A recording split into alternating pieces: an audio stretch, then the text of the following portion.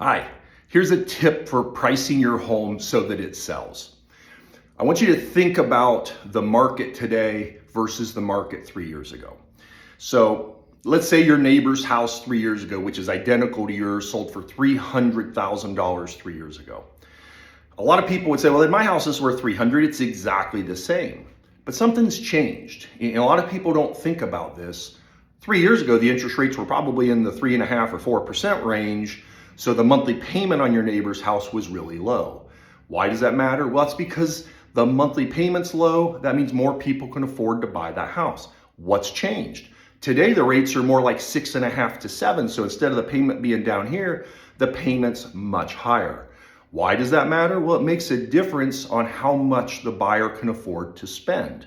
So even though the neighbor's house that's identical to yours 3 years ago sold for 300, back then there were probably 10 buyers fighting over that house. Today at the higher rate, it's taken longer for these houses to sell and there are fewer buyers who can actually afford to buy and qualify.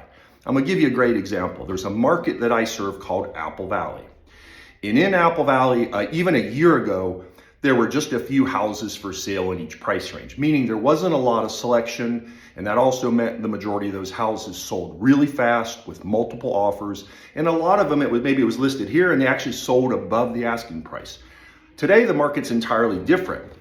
Instead of houses selling in a month, we have 4.9 months worth of active inventory, meaning if no new houses come on the market in the next month, 2 months, 3 months, it's going to take 4.9 months to sell those houses.